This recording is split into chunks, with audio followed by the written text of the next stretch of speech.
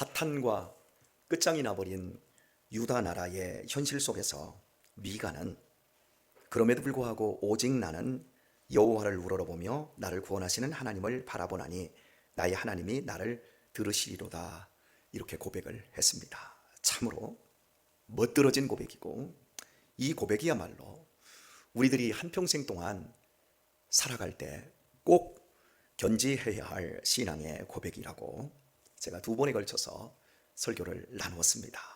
오늘은 이런 고백 이후에 펼쳐지고 있는 또 다른 믿음의 위대한 고백을 살펴보게 되었습니다. 나의 대적이여 나로 인하여 기뻐하지 말지어다. 우리나라가 부정부패와 거짓과 탐욕으로 인해서 완전히 끝장나고 바벨론이라는 나라에 의하여 패망을 하게 되지만, 나의 대적이여 나로 인하여 기뻐하지 말라고 말하고 있습니다. 선포하고 있습니다. 다른 표현을 좀 가져다 쓰겠습니다. 내가 지금 실패했고 불합격했고 내가 지금 가난에 찌들어 있고 내가 지금 병들어 있어도 나의 대적이여 나로 인하여 기뻐하지 말라, 이런 고백과 같은 것입니다. 이유는 나는 엎드러질지라도 일어날 것이요 어두운 데 앉을지라도 여호와께서 나의 빛이 되실 것이미로다. 근거 없는 무한 긍정이 아니라 나의 대적들이 내가 망하고 내가 오늘 끝장난 현실 때문에 오늘 기뻐하지 말라, 나는 엎드러진다. 그러나 일어나게 해주시는 하나님이 계실 것이고, 나는 어두운데 앉을지라도 여호와께서 나의 빛이 되실 것이기에 나는 결코 길을 잃지 않는다.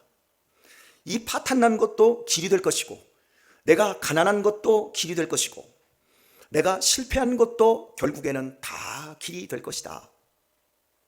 이런 고백입니다. 제가 청년들에게 이런 이야기를 여러 명에게 했습니다. 방황해, 괜찮아. 방황을 하면 할수록 그만큼 넓어져. 이게 무슨 얘기인지 아시겠어요? 청년 때는 방황을 해야 돼요. 방황이 없이 그냥 직진한다? 그게 쉬운 게 아니에요. 방황을 하면 그만큼 많이 배워요. 내가 생각하지 못했던 실패와 좌절과 어려움과 질병들을 겪어보고, 그런 어려움들을 나중에 극복하고 나면 그만큼 사람이 커지고 넓어져요. 그래서 방황할수록 네 땅이 더 넓어진다는 것을 생각해라. 그런데 많은 부모들이 내 자녀가 젊은 날 실패하고 어렵고 힘드는 것을 몹시 무서워합니다. 어떻게 될까 봐. 그래서 부모가 방패막이를 하다 보니까 아이들이 넓어지지 못하고 크지 못하고 나이는 먹었고 덩치는 산만한데 생각하는 게 너무 어리고 비루하고 그 마음은 너무 여려서 아무것도 하지 못하는 경우들이 생깁니다. 그리스도인은 모든 상황 속에서 하나님이 합력하여 선을 이루십니다.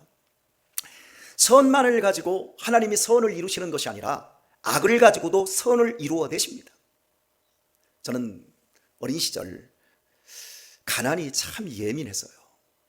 참 배가 고팠거든요. 집에 쌀이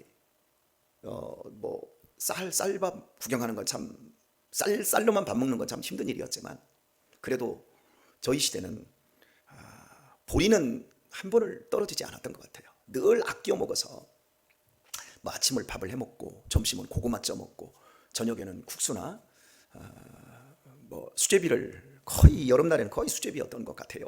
이렇게 먹었는데 항상 배가 고팠어요. 그래서 밥을 먹을 때 형님이 고구마를 먹을 때 빨리 먹고 뺏어 먹기를 하자. 그래서 하나라도 더 먹으려고 뺏어 먹기를 하면 막내니까 뺏기잖아요. 난 싫어. 그래도 형님이 절대 주권을 가지고 있으니까 빨리 먹고 뺏어 먹기 해. 그러면 끝나는 거예요. 그래서 뜨거운 걸 제가 잘 못 먹으니까 형님은 내가 하나 먹을 동안 2-3개를 먹어버리는 거죠. 참 배가 고팠어요. 그리고 돈이 없어서 일주일에 한 번 있었던 미술 시간이 그리도 싫었어요. 그까짓 거 흔한 스케치북, 그리고 12색 크레파스, 옛날에는 왕자표였잖아요.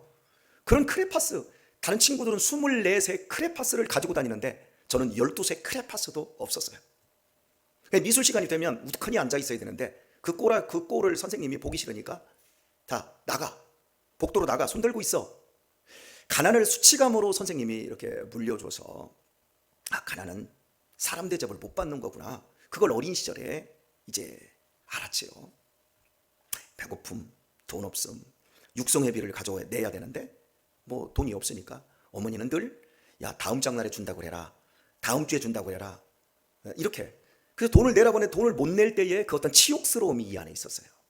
그리고 예전에는 저축의 날이라고, 그날이 몇 월 날인지는 몰라도 저축을 학교 선생님이 다 장부에다 기입을 하고 농협에다 갖다 주면 통장 하나씩 만들어서 다 이렇게 저축하는 습관을 우리에게 기울이려고 이런 걸 했었잖아요.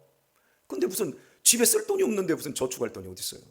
그러니까 꼭 저하고 어린 시절에 그 박홍규라고 있었는데 그 친구하고 저하고만 돈을 저축을 못 하는 거예요. 그런 날은 막 정말 학교 가기 싫은 거예요. 그러니까 학교를 안 가지는 거고 이랬었죠. 그게 가난으로 그 비롯된 이 마음의 이 수치감, 이런 게 제 안에 있었는데, 참 어머니가 참 가난 속에서 우리를 키우기가 참 힘들었겠다라고 하는 걸 그 당시에는 몰랐어요. 그냥 나만 싫었어요. 왜 우리 집은 이렇게 가난한가? 왜 우리 집은 아버지가 빨리 죽어서 이렇게 힘들고 나만 힘든 게 아니라 내 위로 누나들은, 저는 그래도 고등학교라도 나왔지만 누나들은 학교도 못 가게 했으니까요. 그냥 초등학교만 졸업하면 그냥 공장으로 보내고 구로공단으로 보내고 남의 집 식모사기로 다 보내고 뭐 이랬으니까 지금 여기 계신 우리 박 권사님이나 우리 김경순 권사님 또래 그 누나들이 다 그런 처지였으니까요. 얼마나 힘든 가정이었겠습니까? 이런 가정에서 제가 컸거든요. 근데 그 당시에는 그게 그렇게 싫었어요. 어둠 속에 엎드러져 있는 것이고, 그냥 남들은 뛰어갈 때 저 같은 경우에는 꼬꾸라져 있는 것과 똑같아요. 이래서 어떻게 사나? 중학교 때도 산에서 겨울철에 나무를 하고 그 추운 겨울에 오전에 나무 한 짐을 하러 산으로 올라갑니다. 그럼 혼자 산에서 나무하고, 그러면 우리 홍복석 집사님을 제가 데리고 가요. 그 밑에 또래들은 지게질을 안 했어요. 다들 아버지들이 계셨고 경운기가 있었고, 그런데 우리 집안은 가난하니까 또 나무할 사람이 없으니까 제가 나무를 해야죠. 그럼 이제 동네 동생들, 내 또래들을 데리고 올라가요. 그러면 삭정이 하나씩 끌고 내려오라고 하나씩 주고, 저는 이제 산에서 나무를 해가지고 한 짐 지게 내려오다 보면 힘들어요. 겨울인데도 땀을 벌벌 흘려요. 그리고 동네가 내려다 보이는 산 그 등성이 위에서 잠깐 지게에다가 작대기 받쳐놓고 쉬어요. 우리 꾸두커니 앉아가지고. 이렇게 가난하고 이렇게 힘든데 인생을 어떻게 사나? 기댈 언덕도 없고 비빌 언덕도 없고 인생을 어떻게 사나? 그 밑에를 보면 다 초가지 지붕에 이렇게 보는 그 가난 그 천지, 땅도 많고 들판도 넓은데 우리 집 땅은 얼마 없고 어떻게 사나? 그 집에 오면 어머니께서 달그락 배를 짜세요. 그 배를 짜시면서도 밤새도록 배를 짜시는 거예요. 참 그런 모습 속에서 제 속에 이 가난이 쪄들어 버렸어요. 그게 고통이었고요. 그런데 아십니까? 제가 예수님을 믿고 거듭난 이후에 그 가난이 저에게 선으로 다가오더라고요. 그렇게 애통하고 그렇게 심령이 찢어진 것 때문에 제가 목회를 하면서 가난한 자들의 심정을 알게 되고요, 가난한 사람들의 마음을 이해하게 되고, 그리고 제가 지금까지 아직 평생은 아니지만 이 교회에서 20년의 광야 생활, 우린 지금 다 광야 생활을 하고 있는 거예요. 개척한 지 20년째 우리 광야 생활을 한 거예요. 죽을 때까지 우리는 못했다 광야 생활이에요. 광야 생활 20년 동안 제가 가난 속에서도 개척을 하고 가난 속에서 넘어지지 않을 수 있었던 원동력이, 그때 제가 아무리 지금 개척하면서 어려운 시절이 있어도 제 어린 시절보다는 배고프지 않았고, 어린 시절보다는 치욕스럽지 않았고, 어린 시절보다는 소망이 없지는 않았어요. 어린 시절은 소망이 없었어요. 그런데 교회를 개척하면서 저한테 가난했어도 항상 소망이 있었어요. 오늘 밥 3끼 먹었잖아. 그 당시에도 어려웠고 힘들었어도 다 먹고 살았잖아. 그리고 이만큼 교육 받았잖아. 그리고 지금도 살고 있잖아. 그리고 앞으로 우리 교회가 부흥하고 성장하고 하나님께서 우리 가정에게 복 주시고, 이런 것들을 이제 보니까 어린 시절에 오히려 그 가난이 저를 단단하게 만들었고, 오히려 그것이 선이 되어서 여기 인생의 자리를 만들어가고 있게 했더라고요. 버릴 게 아무것도 없는 거예요. 역으로 어제 제가 어린 시절에 얼마나 나쁘게 생활했고 집을 안 들어가고, 어제 여러 가지 이야기를 여러분에게 했지만 제 어린 시절을 저는 다 잘했다고 하지 않습니다. 그거 나쁜 겁니다. 청소년 시기에 방황하는 거 나쁜 거고 손해보는 겁니다. 엄청나게 부모 속 썩이는 겁니다. 그렇게 살면 안 돼요. 어린 시절에 공부 잘하고 우동생이 되는 게 훨씬 낫습니다. 우동생이 되고 공부도 잘해가지고 부모도 기쁘게 하고 그러면서도 자기가 믿음 안에서 깊어지고 넓어질 수 있다면 그거보다 더 좋은 길은 없습니다. 그럼에도 불구하고 제가 제 어린 시절을 여러분에게 과감없이 얘기를 합니다. 혹시 여러분이 오해하실 수도 있을지 몰라요. 내가 너무 리얼하게 가리지 않고 여러분에게 다 이야기하니까요. 그런데 저는요, 이게 어린 시절 제 삶은 부끄러운 겁니다. 하지만 거듭난 이후에, 새 사람이 된 이후에 그 눈을 가지고 내 어린 시절을 볼 때 그것은 제 어린 시절 잘했다, 훌륭하다라고 얘기하고 있는 것이 아니라 하나님이 나 같은 것을 쓰시고 복되게 하셨던 그런 과정 속에서 하나님이 일하셨다를 얘기하는 것으로 저는 여러분에게 말씀드리고 있는 거예요. 제 어린 시절에 안 좋았던 폭력적인 경험들, 그 부끄러움들이 거듭난 이후에 보니까 그것까지도 하나님이 합력해서 좋은 것으로 만드셨어요. 그래서 그 쾌락과 욕망의 허탄함을 일찍이 들여다볼 수 있게 되었던 것 같아요. 그래서 저는 지금 그렇게 사는 사람들을 보면 미쳤다고 그래요. 미친 거예요. 제가 어린 시절에 미쳐서 그렇게 날뛰었으니까요. 우리의 인생, 오늘 본문이 분명히 말합니다. 나의 대적이여 나로 인하여 기뻐하지 말지어다. 내가 지금 못났고 부족해서 이렇게 엎드러져 있고 널브러져 있다 할지라도 하나님이 나의 빛이 되실 것이다. 이런 고백. 사랑하는 교회 여러분, 오늘의 말씀을 맺도록 하죠. 무너지셨습니까?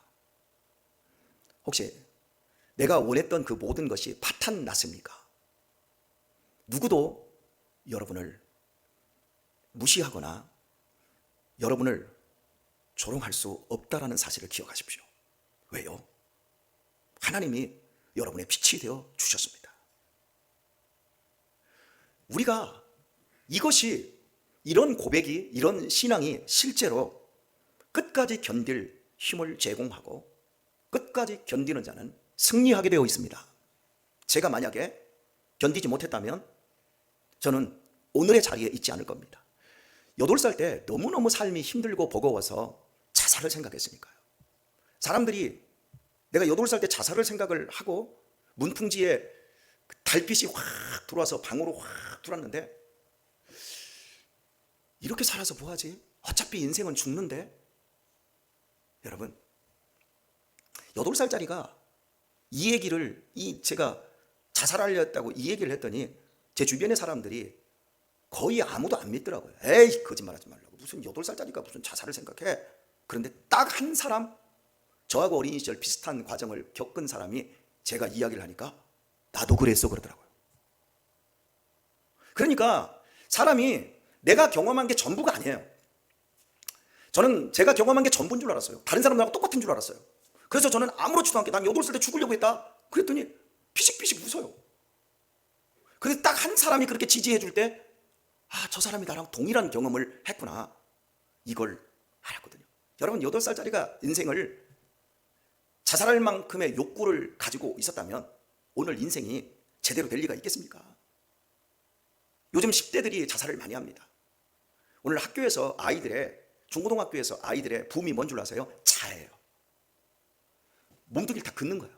근데 이 자해가 옛날처럼 우리가 막 이 칼 같은 걸로 막 담배빵을 해가지고 자기를 강한 것처럼 보이기 위해서 이렇게 몸에 자해를 하는 게 아니라 그냥 가져다 놓고 여자아이들이 막 칼로 긋는 거예요. 왜요? 괴로우니까. 마음이 안정이 안 되니까. 시대가 지금 그런 시대예요. 그럼 여러분의 지금 손주들이 앞으로 어떤 환경에서 지금 크는지 여러분 지금 상상도 못해요. 저도 지금 상상이 안 돼요. 우리 교회 안에도 그런 충동을 받는 애들이 많다라는 거 아세요? 사람의 내면에 빛이 있어야 돼요. 빛이 없으니까, 어두우니까, 엎드러진 상태에서 일어날 힘이 없고 길이 안 보이니까 아이들이 자해와 자살을 극도로 많이 하고 있는 거예요.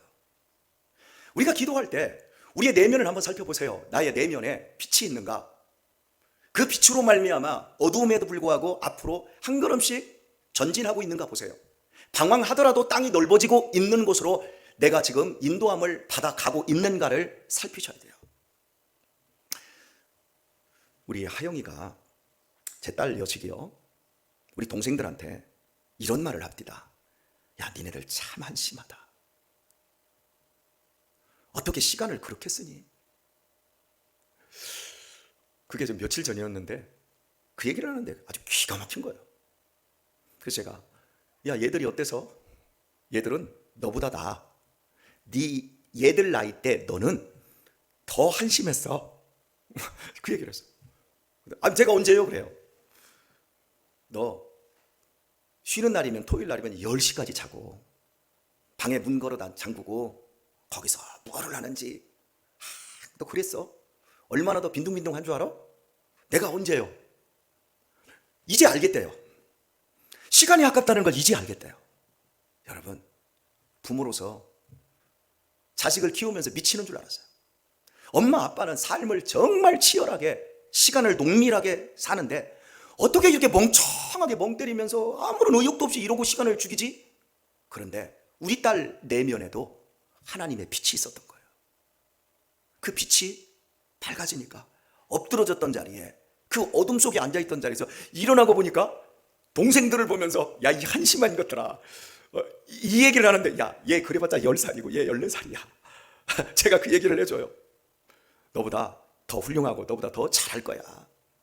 여러분, 오늘 우리의 삶에서 기본적으로 우리의 삶이, 우리의 자녀들과 함께 살아가는 이 삶의 현장에 가난과 실패와 그 어떤 것에 눌려있다 할지라도 염려하지 마세요.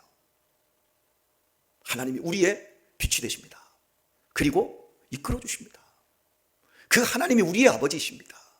우리는 실수하고 우리는 그것이 처절하지만 하나님은 그 실수와 처절함을 가지고도 아름다운 선을 만들어 내십니다. 그 하나님을 우리가 지금 경험하고 살고 있는 거예요. 우리가 다 잘해서, 우리가 완벽해서, 우리가 계획들이 너무 좋았고 우리의 의지가 불같은 의지였기 때문에 우리가 지금 이만큼 삽니까? 천만에 만만해. 하나님이 선하셔서 우리가 살고 있습니다. 그분의 인자하심과 그분의 자비하심이, 그분의 사랑을 베풀어 주심이 끝없이 오늘 우리에게도 주어지고 있습니다. 누구도 여러분을 비웃게 하지 마십시오.